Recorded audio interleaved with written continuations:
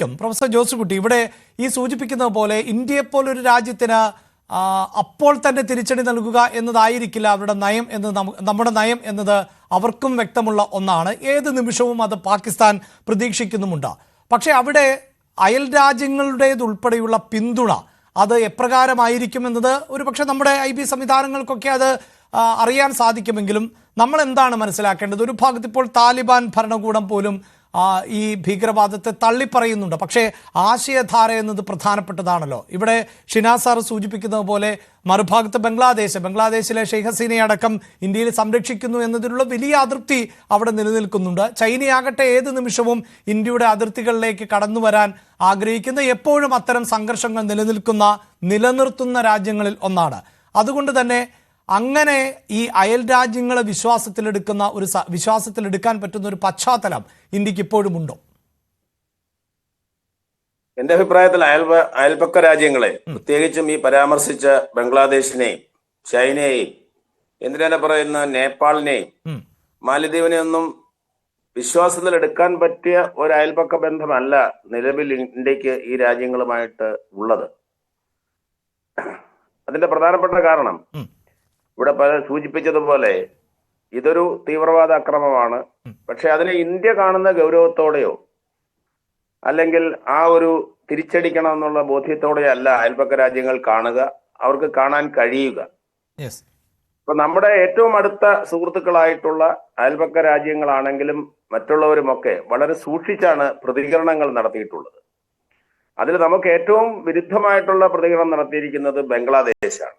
ബംഗ്ലാദേശിന് ഈ പ്രത്യേക സാഹചര്യത്തിൽ അവരുടേതായ കാരണങ്ങളുണ്ട്. അതിന് ഷെയ്ഖ് ഹസീനയ്ക്ക് ഇവിടെ നമ്മൾ റെഫ്യൂജി കൊടുത്തിരിക്കുന്നു, അഭയാർത്ഥിയാണ്, ഇവിടെയാണ് അവർ താമസിക്കുന്നത്.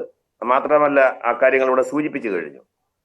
അപ്പൊ അതുകൊണ്ട് ഒരു അയൽപക്ക രാജ്യത്തിനും എന്നാൽ ഇന്ത്യ കയറി അടിച്ചോ, ഇന്ത്യയുടെ ഒരു സുപ്രധാന പ്രശ്നമാണ് എന്ന രീതിയിൽ പ്രതികരിക്കുവാൻ സാധിക്കില്ല. അവരെല്ലാം വളരെ സൂക്ഷിച്ച് പരസ്പരം സംഘർഷം ഉണ്ടാകരുത് എന്ന രീതിയിൽ മാത്രമായിരിക്കും പ്രതികരിക്കുക. ഇപ്പൊ ചൈനയുടെ കാര്യം പറഞ്ഞു, ശരിയാണ്. ചൈനയുടെ അംബാസഡർ അവിടെ പ്രധാനമന്ത്രിയെ കണ്ടു, അവരുടെ വിദേശകാര്യ മന്ത്രിമാർ തമ്മിൽ സംസാരിച്ചു. ഈ സംസാരിച്ചപ്പോഴെല്ലാം അവർ പറഞ്ഞത് ഓരോ രാജ്യത്തിനും അവരുടേതായിട്ടുള്ള പരമാധികാരം കാത്തു സൂക്ഷിക്കുവാനും അവർക്ക് ആവശ്യമായിട്ടുള്ള സുരക്ഷാ നടപടികൾ സ്വീകരിക്കുവാനുള്ള സ്വാതന്ത്ര്യമുണ്ട് എന്നാണ് പറഞ്ഞത്. അപ്പൊ ചൈനയും ഒരു തുറന്ന പിന്തുണയല്ല പാകിസ്ഥാന് കൊടുത്തിരിക്കുന്നത്. കാരണം അവരും വളരെ ശ്രദ്ധാപൂർവമായിട്ടുള്ള, എന്നാൽ പാകിസ്ഥാനോട് ചായ്വുള്ള ഒരു വർത്തമാനമാണ് പറഞ്ഞിരിക്കുന്നത്. അപ്പൊ നമ്മൾ ഈ അയൽപക്ക രാജ്യങ്ങള് എല്ലാവരും നമുക്ക് അനുകൂലമായി നിൽക്കുമെന്നോ എന്നുള്ള ഒരു ഓപ്പൺ പ്രസ്താവനയായിട്ട് വരുമോ എന്നൊന്നും നമുക്ക് കരുതാൻ കഴിയില്ല. കാരണം അവരെല്ലാം വളരെ സൂക്ഷിച്ച് ഇതിന്റെ വരിമരായികൾ പറഞ്ഞ്, പക്ഷെ പറഞ്ഞിരിക്കുന്ന മിക്കവാറും രാജ്യങ്ങളെല്ലാം ഇത് സമാധാനപരമായി പരിഹരിക്കണമെന്നുള്ള അഭിപ്രായമാണ് പറഞ്ഞിരിക്കുന്നത്. ഈവൻ അമേരിക്ക പോലും, നമ്മുടെ ഏറ്റവും വലിയ തന്ത്രപരമായ പങ്കാളി എന്ന് പറയുന്ന അമേരിക്ക എന്താണ് പറഞ്ഞത്?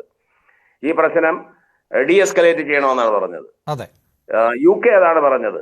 പാശ്ചാത്യ രാജ്യങ്ങളൊക്കെ അത് തന്നെയാണ് പറഞ്ഞത്. അതിൽ ചില രാജ്യങ്ങളാണ് പാകിസ്ഥാൻ അനുകൂലമായി വന്നിട്ടുള്ളത് എന്ന് നമ്മൾ വിശകലനം ചെയ്യുന്നത്. ടർക്കിയും ചൈനയും ഒക്കെയുമാണ്. അയൽപക്ക രാജ്യങ്ങളൊന്നും തന്നെ ബംഗ്ലാദേശിനെ മാറ്റി നിർത്തി കഴിഞ്ഞാൽ വലിയ പ്രസ്താവനകളൊന്നും വരുത്തിയിട്ടില്ല. പിന്നെ അതിന്റെ കൂടുതൽ വിവരങ്ങൾ നമ്മളുടെ ഇങ്ങനെ ഒരു പ്രശ്നം ഉണ്ടാകുമ്പോൾ സ്വാഭാവികമായിട്ടും ഇന്ത്യയുടെ വിദേശകാര്യ മന്ത്രാലയം മറ്റ് ലോകരാജ്യങ്ങളെയും അംബാസഡർമാരെയും ഒക്കെ നമ്മൾ എന്താണ് ചെയ്യാൻ പോകുന്നതെന്നോ നമ്മൾ നേരിടുന്ന ഭീഷണിയെയും പ്രശ്നങ്ങളെയും കുറിച്ചൊക്കെ അവരെ ധരിപ്പിക്കും. ഇവിടെ നമുക്ക് ചെയ്യാവുന്നതിന് വളരെയധികം പരിമിതി ഉണ്ട് എന്നുള്ളതാണ് യാഥാർത്ഥ്യം. ഒരു ഓപ്പൺ വാറിന് പോകുക നമുക്ക് ഇപ്പോഴത്തെ പോകുമെന്ന് ഞാൻ കരുതുന്നില്ല. എന്തെങ്കിലും സംഭവിച്ചാൽ തന്നെ വളരെ അനുയോജ്യമായൊരു സമയത്ത് ഈ ടെറർ നെറ്റ്വർക്കിനെയോ അല്ലെങ്കിൽ അവരുടെ സംവിധാനങ്ങളെയോ ഒക്കെ പാക് ഓക്യുപ്പൈഡ് കാശ്മീരിലോ അല്ലെങ്കിൽ അതുപോലെയുള്ള മറ്റ് സംവിധാനങ്ങളിലോ ഒക്കെ ഇടപെട്ട് ഒരു അക്രമമൊക്കെ നടത്തുവാനാണ് സാധ്യത. അതിനപ്പുറത്തേക്ക് പോകുവാനുള്ള ഒരു സാഹചര്യമോ അല്ലെങ്കിൽ ഒരു രാജ്യത്തിന് അങ്ങനെ ചെയ്യുവാൻ കഴിയില്ല. ഇന്ത്യയെ പോലെയല്ല, ഇപ്പൊ പാകിസ്ഥാനാണ്, ആരാണെങ്കിലും അങ്ങനെ ചെയ്യുവാൻ കഴിയില്ല. ഇപ്പൊ ഇസ്രായേൽ ചെയ്തു എന്ന് പറയുമ്പോൾ അത് അത്രത്തോളം ഭീകരമായിട്ടുള്ളൊരു അക്രമമായിരുന്നു എന്നതിന്റെ പശ്ചാത്തലത്തിൽ ആണ് അത് സംഭവിച്ചത്. എത്രയോ സംഭവങ്ങളാണ് അവർ തമ്മിൽ നടക്കുക ഡെയിലി. അപ്പൊ ഇതിന് പരിമിതികളുണ്ട്. അയൽപക്ക രാജ്യങ്ങളിൽ നിന്ന് അങ്ങനെ പൂർണ്ണമായ ഓപ്പൺ പിന്തുണയൊന്നും നമുക്ക് പ്രതീക്ഷിക്കുവാൻ നിർവാഹമില്ല. മാത്രവുമല്ല, ഇന്ത്യയുടെ അയൽപക്ക രാജ്യങ്ങൾക്കുമായിട്ടുള്ള ബന്ധം ആ രാജ്യത്തെ രാഷ്ട്രീയവുമായിട്ട് കൂടി ബന്ധപ്പെട്ടതാണ്. എന്തുകൊണ്ടാണ് നമുക്ക് ബംഗ്ലാദേശുമായിട്ട് നല്ല ബന്ധമില്ലാത്തത്? പ്രധാനപ്പെട്ട കാരണം അവിടെ ഇപ്പം പ്രോ ഇസ്ലാമിക് രാഷ്ട്രീയ പാർട്ടി അധികാരത്തിലിരിക്കുന്നത് കൊണ്ടാണ്. അതുപോലെ തന്നെയാണ് നേപ്പാളിലും. അവിടുത്തെ ആഭ്യന്തര രാഷ്ട്രീയം ഇന്ത്യയുടെ വിദേശ നയത്തിലെ ഒരു പ്രധാന ഘടകമാണ്. അവിടെ രണ്ട് ഇന്ത്യ അനുകൂല രാഷ്ട്രീയമുണ്ട്, ഇന്ത്യയെ പ്രതികൂലിക്കുന്ന രാഷ്ട്രീയവുമുണ്ട്. അപ്പൊ അനുകൂലിക്കുന്ന രാഷ്ട്രീയമാണ് അധികാരത്തിലിരിക്കുന്നതെങ്കിൽ നമ്മളുമായി നല്ല ബന്ധം. അതാണ് ബംഗ്ലാദേശില് ഈ ഇടക്കാല സർക്കാരിന് മുമ്പ് നമ്മൾ കണ്ടത്.